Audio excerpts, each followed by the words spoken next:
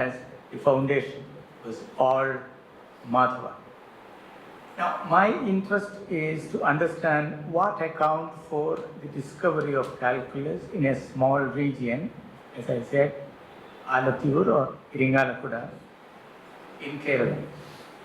It has been a controversy among historians of science whether they should look for the socio-economic and political-cultural background of discoveries and inventions. It's still a debated issue because some scientists and technologists believe that it happens because of the internal dynamic.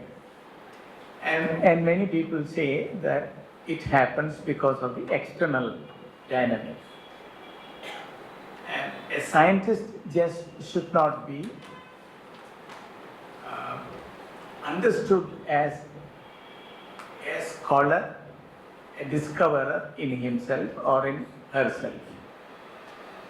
If we do that, it will be just like mistaking the swimmer for the wave. Of course, when a big wave is approaching towards us, looking from the shore, we find a person floating on the crest of the wave. Certainly, he should have aquadynamics and good balance as a swimmer, but swimming alone will not do. Wave matters. A swimmer should not be mistaken for the wave is a very important expression. Like that, scientists and technologists just should not be left to themselves for all the inventions and discoveries. One has to think about the social matrix. That is my approach, but it's a debated issue. People think there isn't anything called a social compulsion, social background, social stimuli, and so on. But generally, historians are trained to think like that.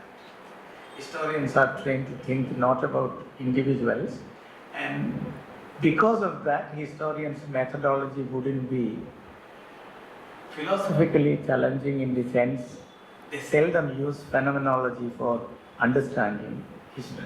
Because history is not just the story of individuals as far as they are concerned.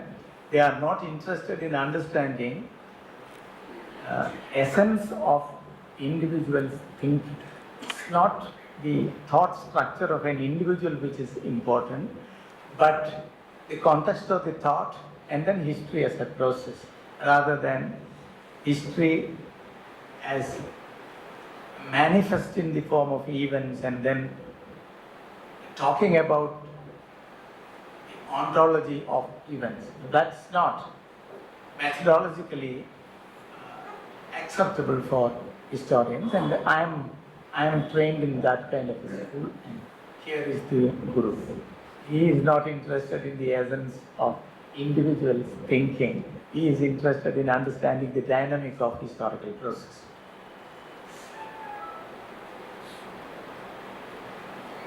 Now, many of the scholars thought that only the individual scholarship and creativity accounted for it. Creativity of Madhava, creativity of Udamana Somayaji or Nilaganda Somayaji, creativity of the individual. There are attempts at doing history of science in political economy perspective that associated scientific progress to the rise of capitalism. That's how European science and European technology got its history interpreted.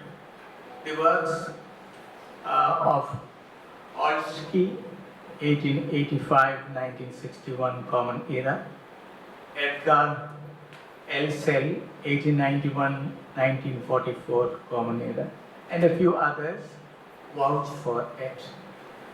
For example, Silsel, an Australian historian of science, believed that science owed its origins to a given kind of social structure. Serious Marxist historiographers like Benjamin Farrington, 1891-1974 Common Era, who wrote on the antiquity of science, its politics, the philosophy of Francis Bacon, Darwin's ideas, and so on, Like that, Boris Hazen, 1893-1936 common era, who wrote on Newton, argued for the socio-economic origins of science.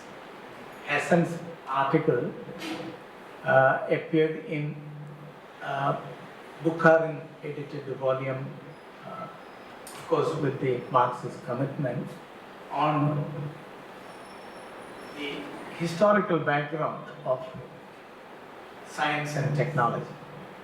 Boris Hazen wrote on Principia, Newton's Principia, and he studied the socio-economics of Newton's Principia.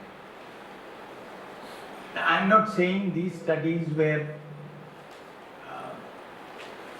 perfect or anything, but certainly they asked questions going beyond individual doings, how social dynamic would be influencing individual doings. But this is not to deny the creativity of individuals or the final credit that should be given to the individual discoverer or the inventor.